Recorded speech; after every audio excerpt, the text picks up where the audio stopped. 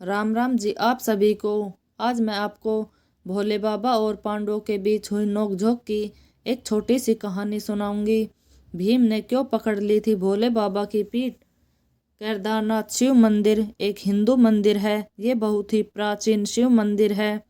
ये भारत के उत्तराखंड राज्य में मकादनी नदी के पास हिमालय पर्वत माला पर स्थित है। ये मंदिर देश के 12 ज्योतिर्लिंगों में केदारनाथ धाम सबसे अधिक ऊंचाई पर बसा है। ये धाम मकादनी नदी के किनारे 3581 किलोमीटर की ऊंचाई पर स्थित है। उत्तराखंड का सबसे विशाल प्राचीन शिव मंदिर भी कहलाया जाता है। पत्थरों के शिलाखंडों को जोड़कर इसे बनाया गया है। ये ज्योतिर्लिंग त्रिकोण आकार का है। इसकी स्थापना के बारे में कहा जाता है, हिमालय के केदार शृंग पर भगवान विष्णु के अवतार नर और नारायण ऋषि तपस्या करते थे। उनकी तपस्या से प्रसन्न होकर वहां पर भोले बाबा प्रकट हुए और उन्होंने ज्योतिर्लिंग के रूप में सदा वास करने का वरदान दिया। केदारनाथ में शिव का रुद्र रूप निवास करता है। संपूर्ण क्षेत्र को इसलिए रुद्रप्रयाग कहते हैं। केदारनाथ का मंदिर उत्तराखंड के रुद्रप्रयाग जिले में स्थित है। यहाँ भगवान शिव ने रुद्र रूप में अवतार लिया। केदारनाथ धाम को देश के 12 ज्योतिर्लिंगों में सबसे अधिक प्रिय माना जाता है। ज्योतिर्लिंगों में केदारनाथ का ज्योतिर्लिंग सबसे ऊंचे स्थान पर है। ग्रंथों के अनुसार केदारनाथ शिव मंदिर एक 6 फीट के चबूतरे पर बना हुआ है। मंदिर में मुख्य भाग मंडप और गर्भगृह के चारों ओर घूमने के लिए रास्ता है। बाहर प्रांगण में नंदी बैल वाहन के रूप में विराजमान है। मंदिर का निर्माण किसने करवाया, कब करवाया, इसका कोई प्रमाणिक उल्लेख नहीं है, लेकिन कहा जाता है इसकी स्थापना गुरु शंकराचार्य ने की थी। केदारनाथ पहुंचने के लिए गौरीकुंड से 15 किलोमीटर की पैदल यात्रा करनी पड़ती है। बाबा केदार का ये धाम कात्यूहरी शैली से बना है। इसके निर्माण में भूरे रंग के बड़े पत्थरों का प्रयोग किया गया है। मंदिर की छत लकड़ी की बनी हुई है, जिसके शिखर पर एक सोने का कलश भी है। मंदिर को 3 भागों में बांटा गया है। पहला भाग गर्भगृह, दूसरा दर्शन मंडप जहां पर दर्शनार्थी एक बड़े प्रांगण में खड़े होकर पूजा करते हैं, तीसरा सभा मंडप। इस जगह पर सभी तीर्थयात्री जमा होकर आपस में चर्चा करते हैं। भगवान केदारनाथ के दर्शन के लिए ये मंदिर केवल 6 महीने ही खुलता है और 6 महीने बंद रहता है। ये वैशाखी के बाद खोला जाता है और दीपावली की पड़वा के बाद बंद कर दिया जाता है। मंदिर का कई बार जीर्णोद्धार भी किया गया।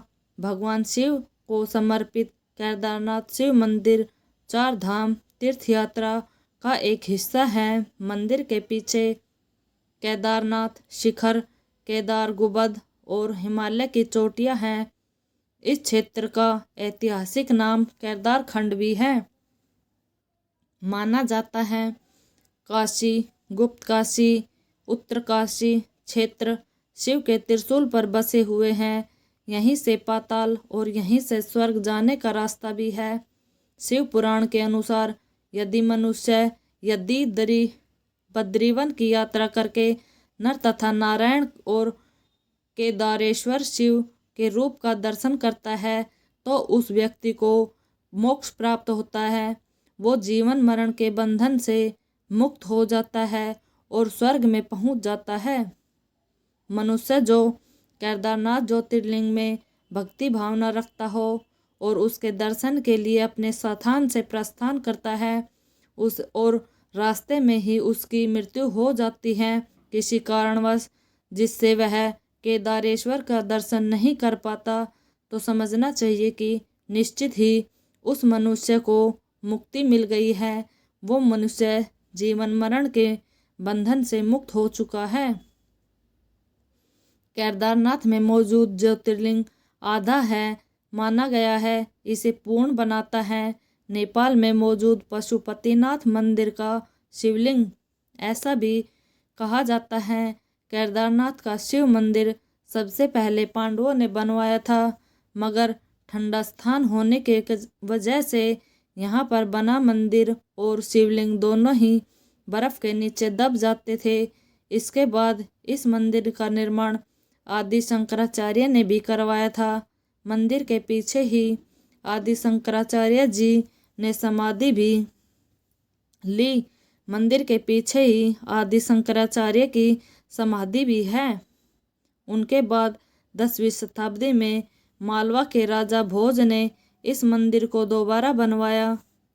द्वापद काल में जब पांडवों और कौरवों के बीच महाभारत का युद्ध चल रहा था और पांडवों ने महाभारत का युद्ध जीत लिया था, तब उन्होंने इस बात का बहुत पछतावा हुआ कि उन्होंने अपने भाइयों, सगे संबंधियों, मित्रों का वध किया है। उन्होंने बहुत पाप किए हैं। इन पापों की क्षमा सिर्फ भोले बाबा ही दे सकते हैं। इसे लेकर वो बहुत दुखी रहने लगे। इन पापों की मुक्ति के लिए पांडवों ने भगवान शिव के दर्शन के लिए काशी पहुँचे, लेकिन इस बात का जब भोले बाबा को पता चला, वो उनसे नाराज होकर काशी केदारनाथ चले गए और वहाँ से फिर पांडव भी भोले बाबा के पीछे पीछे काशी केदारनाथ पहुँच गए। भगवान शिव पांडवों से बचने के लिए नंदी का रूप धारण कर लिया और झुंड में शामिल हो गए।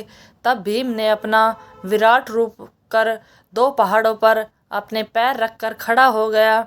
सभी पशु भीम के पैर के नीचे से जाने लगे, परंतु भगवान शिव अंतर्ध्यान होने ही वाले थे कि भीम ने भोले बाबा को पहचान लिया और उनकी पीठ पकड़ ली। जब भगवान शंकर नंदी बैल के रूप में प्रकट हुए तो उनका धड़ ऊपर से ऊपरी भाग काठमांडू में प्रदर्शित हुआ और अब वहाँ पशुपतिनाथ का शिव प्राचीन मंदिर भी है। भगवान शिव की भुजाएं तुंगनाथ में, भगवान शिव का चेहरा रुद्रनाथ में, नाभि ममदेश्वर में और भगवान शंकर की जटाएं कल्पेश्वर में प्रकट हुई। इन्हीं खास वजह से भगवान श्री केदारनाथ को पंच केदार भी कहा जाता है। आपको ये कहानी कैसी लगी? लाइक कमेंट करके ज़रूर बताना।